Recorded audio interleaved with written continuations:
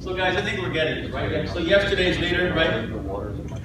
These guys have no idea where they're going, right? They're just listening to the person telling them, barking up the orders, right? Versus over here, and yes, there's a lot of white water in education today, we get that. But if the arrow wasn't pointing here, we wouldn't even know who the leader was, right? Does that make sense? So this one just reeks of trust. We're going to talk about trust today.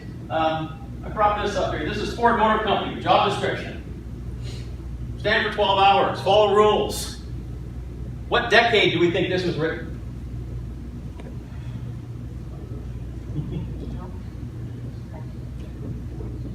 It's written in the 20s.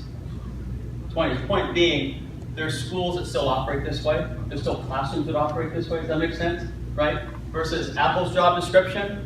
I love the third one down. Educators can relate to this one, right? Ability to adapt to challenges while remaining calm. So once again, if I'm a teacher, which building would I rather be in? This one or this one? Does that make sense, guys? So we're going to kind of talk more about this. That the deepest human need is to be valued.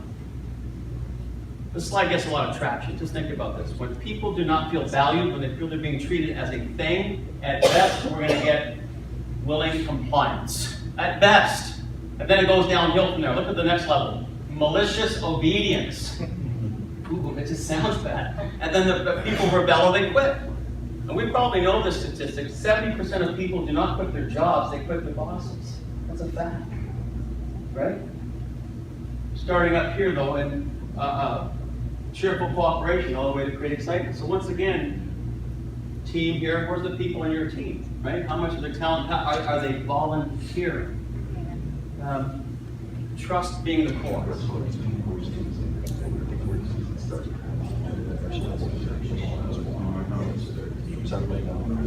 I mean, we could probably spend the rest of the morning going through this and taking a deeper dive into this, right? I mean, this is powerful stuff right here. I challenge people, we're talking about which are foundational. Typically, I look at number 11, listen first. We have greater influence with others when we truly understand them first and to demonstrate respect. We're not very good listeners. We're very good responders. So mission is critical, right? Everything, our goals, everything flows from our mission. This takes us to this next piece here, guys, around systems. And I wanted to share this system for setting and achieving goals. It's called the 4 Disciplines of Execution. And I think you can relate to this next slide coming up. That sounds pretty realistic, right? Life's a whirlwind. It's interesting, too. Brain research says we're hardwired for urgency. And focus on less to achieve more. It's interesting when you talk to schools and you ask them, what are your goals right now? And sometimes they're not really, the two gaps around execution, the first one's around clarity. If people aren't really clear on what the goal is, and the second one is around commitment. Does that make sense? Yeah? So, if you have 2 to 3 goals going on at once, what do you think the chance of achieving with excellence is going to be? 2 to 3 is good, right? If you have 4 to 10 goals going on at once, goals achieved with excellence? 1 to 2. 11 to 20, what's the number? 0. Zip, right? We need to narrow our focus. How's this principle? Timeless. This is principle-centered leadership. That's why it's been around since '89 and as popular now as ever, because principles aren't going away. Integrity, respect, responsibility, yeah? We brought in a lot of our best thought leaders as we created this Leader Me process. Once again, teachers love to see this. What's this saying to us, guys? Slow. Crock pot.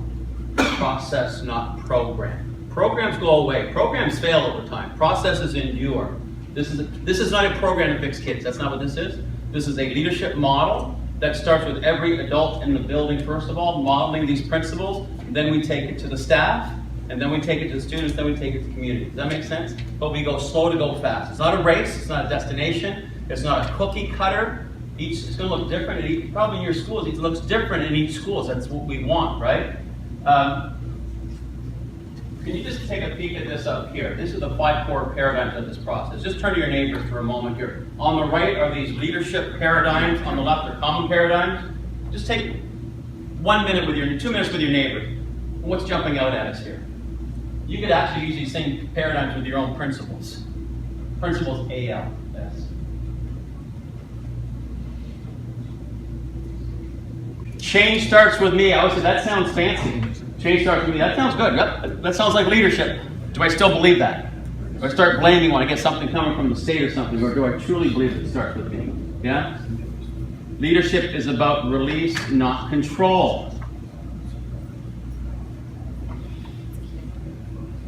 So once again, it's based on the 7 habits. This is the framework. We take the adults through the 7 habits, first of all. They need to be modeling these principles, right? This is the key.